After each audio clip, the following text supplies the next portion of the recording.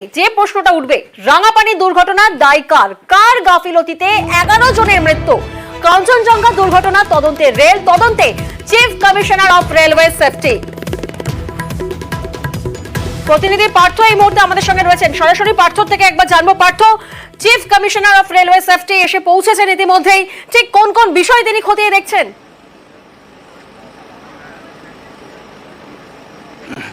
দেখো, প্রথমে তিনি এসে কিন্তু যে দুর্ঘটনাগ্রস্ত যে ট্র্যাক তা কিন্তু খতিয়ে দেখেন, তারপর রেলের যে পদস্থ আধিকারিকরা রয়েছেন তাদের সঙ্গে বৈঠক করেন এবং বেরোনোর মুখে তিনি আবারও এনজিপি থেকে বৈঠক করবেন। তার আগে ঘটনাস্থল ছাড়ার আগ মুহূর্তে তিনি কিন্তু জানিয়ে দেন যে যেই প্রশ্নটা আমরা গতকাল থেকে তুলে আসলাম, যে সিগন্যালিংয়ের ফেইলিওরের জন্যই কিন্তু এই এত বড় দুর্ঘটনাটি ঘটেছে। এই ভয়াবহ দুর্ঘটনার পেছনে রয়েছে সিগন্যালিংয়ের যে ফেইলিওর, সেই কথা কিন্তু তিনি স্বীকার করেছেন। যেহেতু এটা অটোমেটিক সিগন্যালিং ব্যবস্থা এখানে চলে, কিন্তু গতকাল অটোমেটিক সিগন্যালিং ব্যবস্থা খারাপ ছিল, অর্থাৎ ম্যানুয়ালি সিগন্যালিং ছিল। যেই ম্যানুয়াল সিগন্যাল প্রত্যেকটি গাড়ির চালকদের কিন্তু লক্ষ্য করা প্রয়োজন, যেটা লক্ষ্য করেছিল কাঞ্চনজঙ্ঘা এক্সপ্রেসের চালক, কিন্তু মালগাড়ির চালক তার লক্ষ্য করেনি, এমনটাই কিন্তু তিনি বলে গেলেন। এবং যদিও গোটা বিষয়টি তদন্ত সাপেক্ষ, কিন্তু প্রাথমিকভাবে যে প্রশ্নটা গতকাল থেকে আমরা তুলে আসলাম যে সিগন্যালিং ফেইলিওরের জন্যই এত বড় ভয়াবহ দুর্ঘটনা এই রাঙ্গাপানি ও নিজবাড়ি স্টেশনের মাঝখানে, যেখানে এখনও পর্যন্ত 11 জনের মৃত্যু হয়েছে। স্বাভাবিকভাবেই সেই সিগন্যালিংয়ের কোথায় ফেইলিওর ছিল, কারা এর সঙ্গে যুক্ত, যে গার্ড ছিলেন বা তাদের ভূমিকা কী ছিল, স্বাভাবিকভাবে রাঙ্গাপানি স্টেশন ম্যানেজারের ভূমিকা কী ছিল, এইসব বিষয়ে কিন্তু তিনি খুঁটিয়ে দেখবেন এবং সব বিষয়গুলি তিনি সামনে করেছেন chief commissioner of railway safety.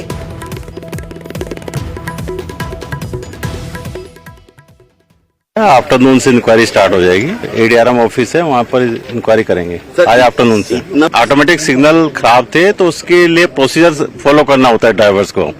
तो पहले वाली ड्राइवर को भी फॉलो करना है, पीछे वाले को करना है। अब इसमें क्या गलती हुई है उसी का इन्वेस्टिगेशन कर रहे हैं। सारा रिकॉर्ड जो है सील कर लिया गया है, सारी अथॉरिटी जो दी गई है वो सब सील कर ली गई है। लोगों से अभी इंक्वायरी होगी, उसके बारे में पता चलेगा कि ऐसा क्यों हुआ है।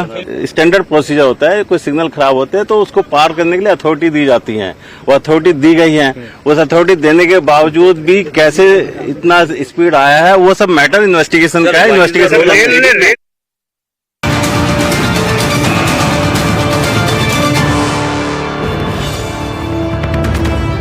আর এরই মধ্যে আপনাদেরকে জানিয়ে রাখি, কাজই করেনি মালগাড়ির উন্নত প্রযুক্তি। মালগাড়ির ইঞ্জিনে অত্যাধুনিক ভিজিলেন্স কন্ট্রোল ডিভাইস রয়েছে, কিন্তু সেই ডিভাইস কাজ করেনি।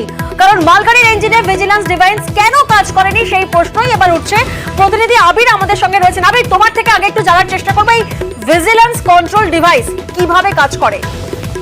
প্রথমত যে জানিয়ে রাখা ভালো যে মালগাড়ির ইঞ্জিনটি দুর্ঘটনাগ্রস্ত হয়েছে, সেই ঘাতক মালগাড়ির ইঞ্জিনের নাম্বার হচ্ছে 43616। এটা হচ্ছে ওয়াক 983 মডেল। এটা একদম অত্যাধুনিক প্রযুক্তির মডেলের এটি ইঞ্জিন, এবং এই লোকোমোটিভ গুলো তৈরি করা হয়েছে বানারস লোকোমোটিভ ওয়ার্কসে। তো এই সমস্ত ইঞ্জিনগুলোর মধ্যেই আধুনিক প্রযুক্তির কারণে ভিজিলেন্স কন্ট্রোল ডিভাইস বসানো থাকে। এই ব্যবস্থাতে যদি চালক ও সহকারী চালক কোনো কাজ না করে, তার ট্রেন চালানোর সময় তো তাদের কিছু অপারেশনাল মেথড থাকে, সেটিকে যদি তারা কাজ না করে, তাহলে এই ট্রেনের ইঞ্জিনের মধ্যে থাকায় ভিজিলেন্স কন্ট্রোল ডিভাইস তারা বুঝে নেয় যে কোথাও একটা সমস্যা তৈরি হয়েছে। সে কারণে চালক এবং সহকারী চালককে সজাগ রাখার জন্য অ্যালার্ম সিস্টেম হয়েছে, সে অ্যালার্ম বাজে।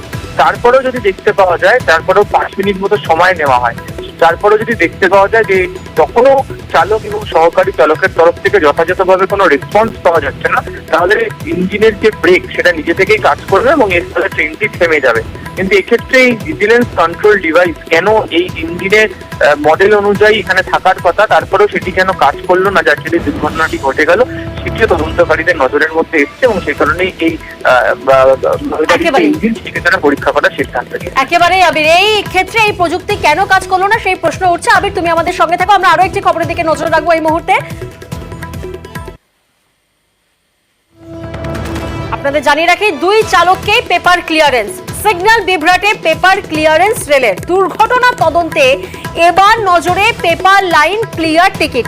আবির, তোমার থেকে একবার জানার চেষ্টা করবো, এই যে এই তদন্তে এবার নজরে পেপার লাইন ক্লিয়ার টিকিট, সেটা কতটা গুরুত্বপূর্ণ তদন্তের স্বার্থে?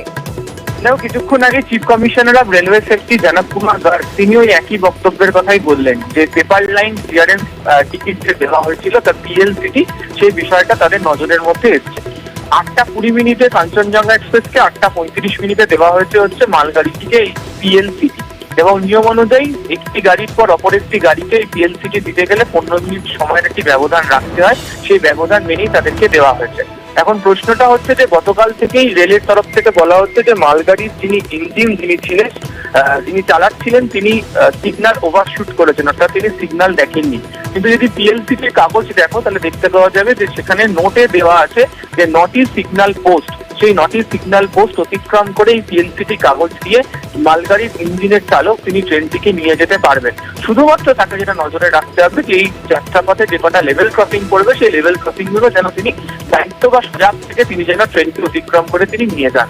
ফলে এক্ষেত্রে দাঁড়িয়ে যে সিগন্যাল ওভারশুটের কথা বলা হচ্ছে তা যথাযথ নয় বলেই প্রাক্তন রেলকর্তাদের একাংশ মনে করছেন, এবং এই কারণেই গোটা বিষয়টি সিপিআরএস এর নজরে এসছে।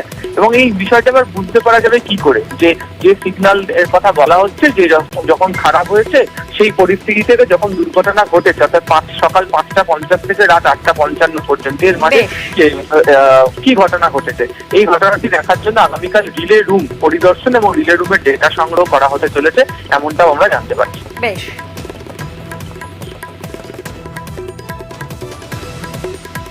আর অন্যদিকে কাঞ্চনজঙ্ঘা দুর্ঘটনায় মৃত বেড়ে 11। উত্তরবঙ্গ মেডিকেলে মৃত্যু হয়েছে এক শিশু, 6 বছরের সেই শিশুর মৃত্যু হয় আজই সকালে।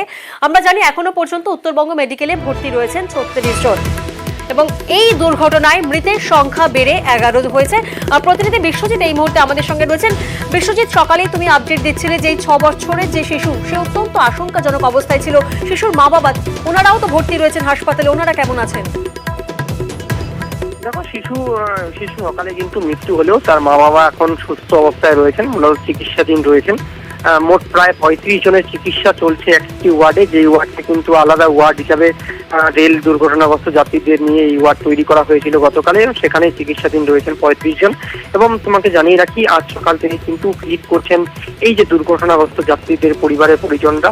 অন্যদিকে যারা মারা গিয়েছেন তাদেরকেও কিন্তু মৃতদেহ নিতে আসছেন। কলকাতা সোদপুরে যে বাসিন্দা কালকে মারা গিয়েছিলেন তার পরিবারের সদস্যরা আজকে সকালে এসে মৃতদেহ কিন্তু নিয়ে গিয়েছেন। অন্যান্যদেরও কিন্তু ভিড় দেখা যাচ্ছে। ইতিমধ্যে রেলের পক্ষ থেকে আরপিএফ এর একটি ক্যাম্প করা হয়েছে, যেখান থেকে কিন্তু এই দুর্ঘটনাগ্রস্ত পরিবারদের সহায়তা করা এবং যারা দুর্ঘটনা অবস্থায় চিকিৎসাধীন রয়েছেন তাদের সমস্ত খুঁটিনাটি বিষয়ে কিন্তু নজরদারি করা হচ্ছে সেই আরপিএফ এর ক্যাম্প থেকে। সব মিলিয়ে বলা যায় যে রেলের পক্ষ থেকে যেমন একদিকে এই দুর্ঘটনাগ্রস্তদের নজরদারি করা হচ্ছে, তেমনি কিন্তু উত্তরবঙ্গ মেডিকেল কলেজ কর্তৃপক্ষ একটি চিকিৎসাধীন বোর্ডের মাধ্যমে কিন্তু এই দুর্ঘটনাগ্রস্ত যাত্রীদের ওপর নজরদারি করছেন এবং দ্রুত তাদের সেবা করার জন্য কিন্তু কাজ করা হচ্ছে। তোমাকে জানিয়ে রাখি, আজ সকালে কিন্তু 2 জন শারীরিক পরীক্ষা সুস্থ থাকার পর তাদেরকে কিন্তু ছুটি দেওয়া হয়, তারা কিন্তু ইতিমধ্যে বাড়ির উদ্দেশ্যে রওনা হয়েছেন এবং 35 জন কিন্তু ইতিমধ্যে চিকিৎসাধীন রয়েছেন। এবং সব মিলিয়ে প্রায় 11 জনের মৃত্যু হয়েছে, তার মধ্যে সকালে একটি শিশু, 6 বছরের শিশু মালদার, তার কিন্তু মৃত্যু হয়। বেশ।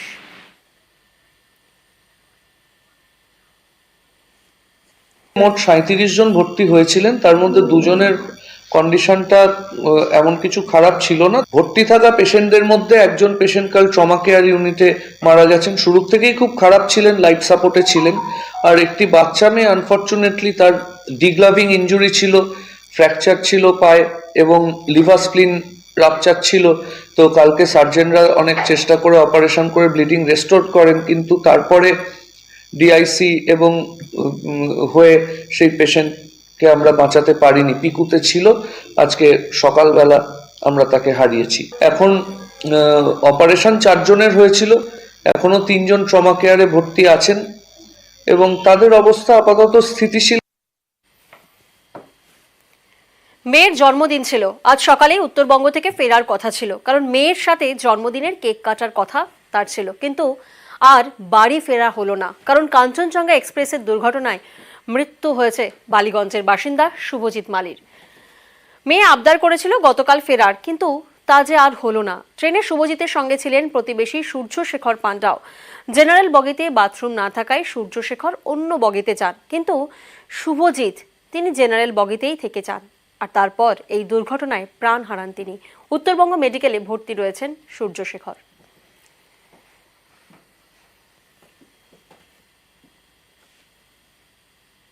যারা চেয়ারে বসে আছে, তারা ঠান্ডা এসির মধ্যে আছে, তারা জানে একটা 2 লাখ টাকা দিয়ে দেবো, 5 লাখ টাকা দিয়ে দেবো, কিন্তু 2 লাখ 5 লাখ টাকা একটা প্রাণের চেয়ে তো বড় হতে পারে না। কতবার এইটাকে অ্যাক্সিডেন্ট ভাবে আমরা মেনে নিতে পারবো?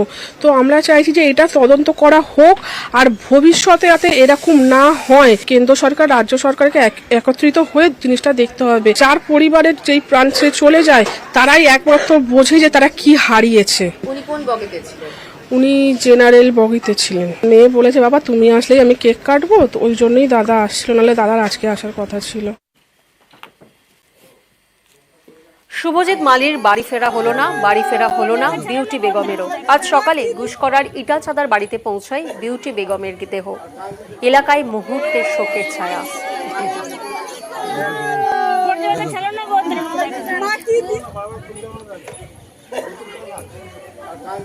আমরা ওখানে কোনো রকমের কোনো ধরনের সহযোগিতা পাইনি। শুধু আমি বলে না, ওখানে যতজনই মারা গেছিল, যতজনই ওখানে বেরিয়েছে, কোনো রকমের কোনো রেলের আধিকারিক হোক বা হসপিটাল কর্তৃপক্ষ হোক বা কোনো সুপার হোক, কেউ গিয়ে আমাদেরকে কোনো রকমের কোনো সহযোগিতা করে নেই। সমস্ত কিছু নিজেকেই করতে হয়েছে, নিজেকেই করে আমরা ডেড বডি বার করে নিয়ে এসেছি। রেলের তরফ থেকে করা হয়নি? রেলের তরফ থেকে তো কোনো স্টাফই যায়নি। সরকারি অ্যাম্বুলেন্স নেই, সরকারি অ্যাম্বুলেন্স দেয়নি। গতকাল রাঙাপানি স্টেশনের কাছে ট্রেন দুর্ঘটনা। দ্রুত উদ্ধার কাজ রেলের। আজ 2 লাইন থেকেই চালু ট্রেন। বৃষ্টির মধ্যে রাতভর চলে ট্র্যাক সারানোর কাজ।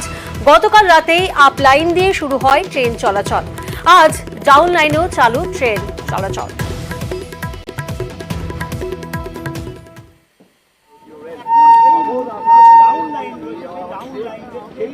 অর্থাৎ দুর্ঘটনার 24 ঘন্টা কিছু সময়ের পরই কিন্তু এবার ডাউন লাইন দিয়েও ট্রেন চলাচল শুরু করলো।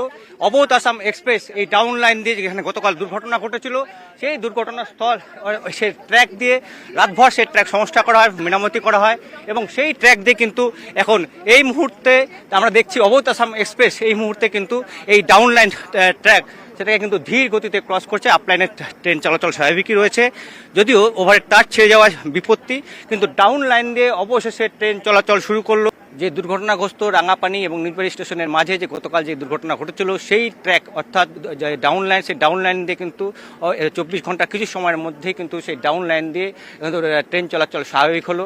অর্থাৎ ধীর গতিতে হলো, কিন্তু প্রথম ট্রেন অবোধ আসাম এক্সপ্রেস ক্রস করছে এই মুহূর্তে ডাউন লাইন এবং রেল আধিকারিকরা জানিয়েছেন দ্রুত পরিস্থিতি স্বাভাবিক করে তোলা হবে। ক্যামেরায় অলোকের সঙ্গে পার্থপ্রতিম সরকার, নিউজ 18 বাংলা, শিলিগুড়ি। আর অন্যদিকে দুর্ঘটনার রেশ কাটিয়ে স্বাভাবিক ছন্দে ফেরার চেষ্টা, ভয় আতঙ্ককে সঙ্গী করে যাত্রীদের ভিড়ের ছবি আজ দেখা গেছে। আজ 6:50 নাগাদ ট্রেন রওনা দেওয়ার নির্ধারিত সময় থাকলেও কিন্তু রওনা দেয় 9:40 নাগাদ এবং সেখানে কিন্তু যাত্রীদের ভিড় ছিল, আতঙ্কও ছিল সঙ্গে। তবে রেলের সুরক্ষা বাড়ানোর আবেদন যাত্রীদের।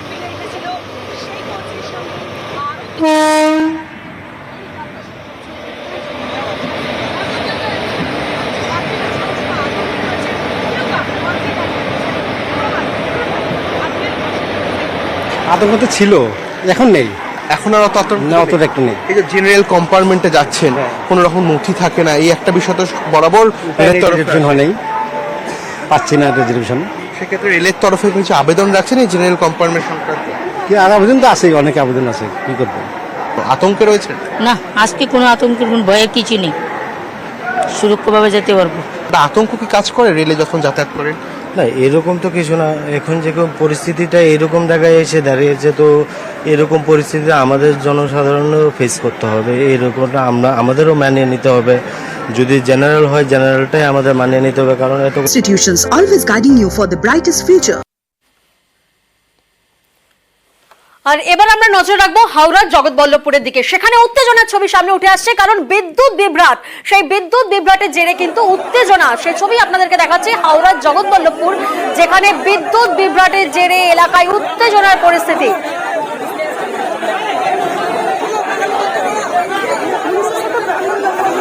এবং অবরোধকারীদের সঙ্গে বিক্ষোভের মুখে পুলিশ, পুলিশের সঙ্গে বচসা, ধস্তাধস্তি। দেখুন সেই ছবি।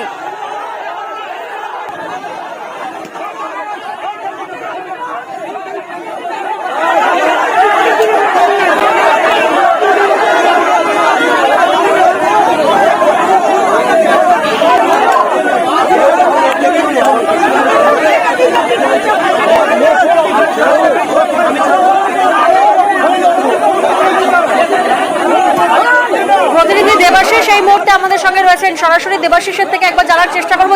দেবাশিস, যে ছবি আমরা দেখলাম অবরোধকারীদের সঙ্গে বচসা ধস্তাধস্তি পুলিশের, সেক্ষেত্রে এই মুহূর্তে ঠিক কি পরিস্থিতি? দেখো, এই মুহূর্তে কিছুক্ষণ আগেই জগৎবল্লভপুর থানার ভারপ্রাপ্ত আধিকারিক তিনি সেখানে এসেছিলেন, বিশাল র্যাব সেখানে এসছে এবং যে আধিকারিক অর্থাৎ বিদ্যুৎ দপ্তরের আধিকারিক তারা সেখানে এসে অবরোধকারী তাদেরকে কিন্তু আশ্বস্ত করেছেন যে বিদ্যুৎ পরিষেবা তারা দ্রুত সঠিকভাবে চালানোর ব্যবস্থা শুরু করছে, কাজ করা হচ্ছে, মেরামতির কাজ চলছে, দু একদিনের মধ্যে সেই সমস্যা মিটে যাবে। এরপরেই কিন্তু অবরোধ তুললেও এই এলাকা যে রাস্তাঘাটগুলি ছিল সেই রাস্তাঘাটগুলিতে কিন্তু ব্যাপক যানজটের সৃষ্টি হয়েছে।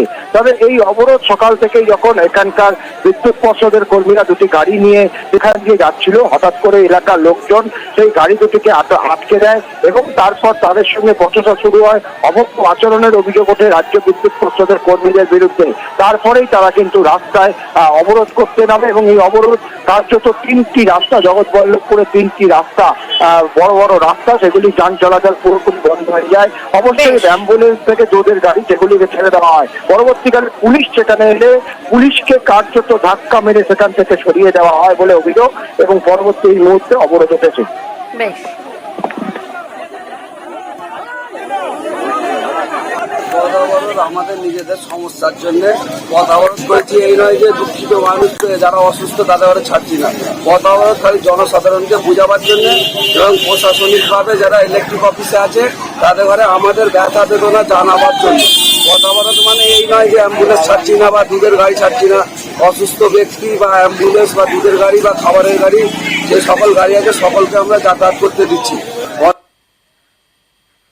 হাওড়ার জগৎবল্লভপুরের ছবি আপনাদেরকে দেখিয়েছি, আর এবার আপনাদেরকে দেখাবো মোথাবাড়ির ছবি। সেখানেও বিদ্যুৎ বিভ্রাট, সেই বিদ্যুৎ বিভ্রাটের জেরে উত্তপ্ত মোথাবাড়ি। যে ছবি আপনারা দেখছেন, রাস্তায় টায়ার জ্বালিয়ে বিক্ষোভ দেখানো হচ্ছে। একদিকে জগৎবল্লভপুরে আপনাদেরকে দেখিয়েছিলাম যেখানে পুলিশের সঙ্গে বিক্ষোভকারীদের বচসা ধস্তাধস্তি, আর এবার দেখুন মোথাবাড়ির ছবি যেখানে রাস্তায় টায়ার জ্বালিয়ে বিক্ষোভ দেখাচ্ছেন গ্রামবাসীরা। কারণ 3 দিন ধরে বিদ্যুৎ বিভ্রাটের অভিযোগ, তার জেরেই আজ রাস্তায় টায়ার জ্বালিয়ে বিক্ষোভ। এই বিদ্যুৎ বিভ্রাটে উত্তপ্ত মোথাবাড়ির ছবি এই মুহূর্তে আপনাদেরকে দেখাচ্ছি। প্রতিনিধি সেবক এই মুহূর্তে আমাদের সঙ্গে রয়েছেন। সেবক, তোমার থেকে একটু জানার চেষ্টা করবো যে 3 দিন ধরে বিদ্যুৎ বিভ্রাট, সেক্ষেত্রে গ্রামবাসীরা রাস্তায় নেমেছেন, টায়ার জ্বালিয়ে বিক্ষোভ দেখাচ্ছেন, বিদ্যুৎ দপ্তরের তরফ থেকে কিছু জানানো হচ্ছে? দেখো, এখনো এই ব্যাপারে বিদ্যুৎ দপ্তরের নির্দিষ্ট প্রতিক্রিয়া কিছু পাওয়া যায়নি। পুরো পরিস্থিতি খতিয়ে দেখা হচ্ছে, কেন এলাকায় সমস্যা এমনটাই বিদ্যুৎ দপ্তর সূত্রে বলা হচ্ছে। আর স্থানীয় বাসিন্দারা আজকে ক্ষোভে ফেটে পড়েন, উত্তপ্ত হয়ে ওঠে পরিস্থিতি। কারণ তাদের অভিযোগ প্রায় 3 দিন ধরে তারা বিদ্যুৎ বিভ্রাটের মুখে রয়েছেন। কখনো বিদ্যুৎ এলেও সেখানে লো ভোল্টেজ থাকছে। মালদায় গত কয়েকদিন ধরে অত্যন্ত গরম, ফলে মানুষ কার্যত নাজেহাল পরিস্থিতির মধ্যে রয়েছেন। মোথাবাড়ির এই যে ধুলাউড়ি গ্রাম, এখানে কিন্তু অনেক সংখ্যালঘু মানুষ বসবাস করেন। ঈদের মরশুম, এই অবস্থায় যখন তারা বিদ্যুৎ পাচ্ছেন না তাদের কিন্তু ক্ষোভ ছড়িয়ে পড়ে এবং টায়ার জ্বালিয়ে বিক্ষোভ দেখানো হয়। পরে পুলিশই আস্তে আস্তে বিক্ষোভ ওঠে। বেশ,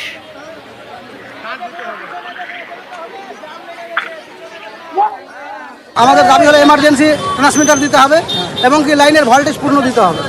আমরা পথ অবরোধ করেছি বাধ্য হয়ে, আমরা এসএসকে ফোন করেছি, সমস্ত কমপ্লেন করেছি, আমাদের কোনো সাড়া দেয়নি।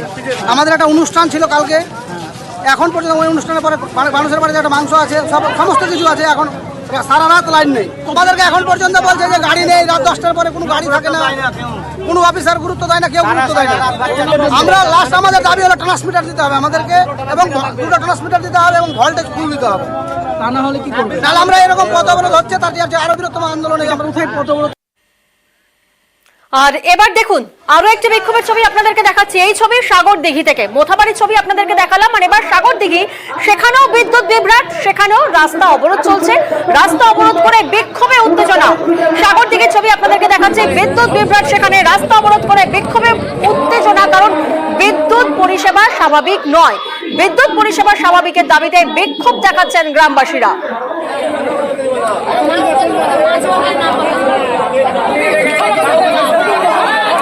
প্রতিনিধি প্রণব এই মুহূর্তে আমাদের সঙ্গে রয়েছেন। প্রণব, তোমার থেকে একটু জানার চেষ্টা করবো, কতদিন ধরে বিদ্যুৎ বিভ্রাটে ভুগছেন এলাকাবাসী?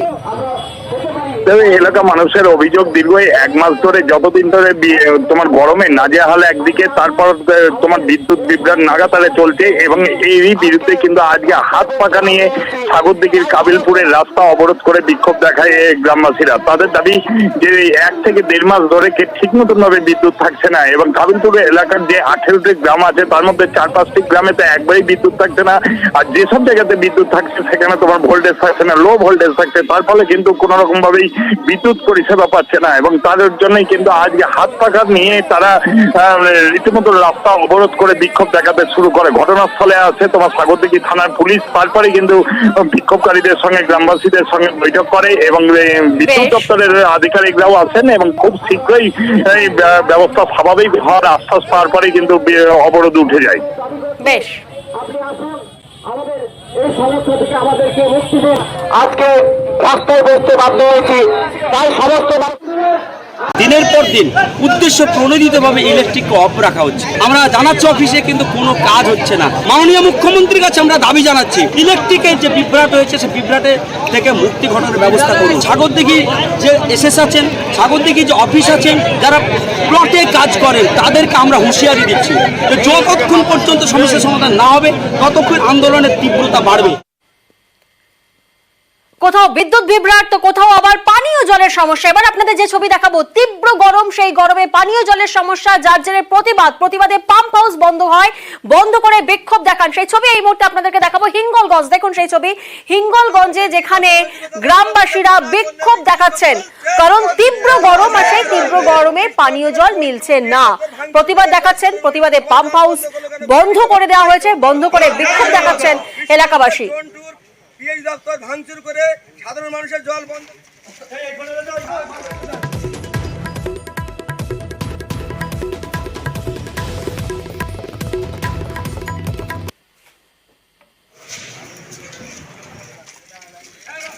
দেখুন বিক্ষোভ দেখানো হয় হিঙ্গলগঞ্জের বাইলানি গ্রামে এবং তারপর যে ছবি আপনাদের দেখাচ্ছি সেই বিক্ষোভের পর কিন্তু ভাঙচুর করা হয়, অর্থাৎ পাম্প হাউসে ভাঙচুর এবং যে ভাঙচুরের ফলে পুরো গ্রামে বন্ধ জল সরবরাহ। প্রতিনিধি অনুপম এই মুহূর্তে আমাদের সঙ্গে রয়েছেন। অনুপম, যে ছবি দেখছি একদিকে বিক্ষোভ অন্যদিকে ভাঙচুর, সেই ভাঙচুরের জেরে এবার পুরো গ্রামের জল সরবরাহ বন্ধ করা হয়ে গেছে, তাহলে সেক্ষেত্রে পিএইচই দপ্তর থেকে ঠিক কি বলা হচ্ছে? দেখো, তোমাকে প্রথমেই বলে রাখি, এই যে সমস্যাটা যে তৈরি হয়েছে এটা হচ্ছে হিঙ্গলগঞ্জের বিশপুর পঞ্চায়েতে পিএইচডি পাম্প হাউস।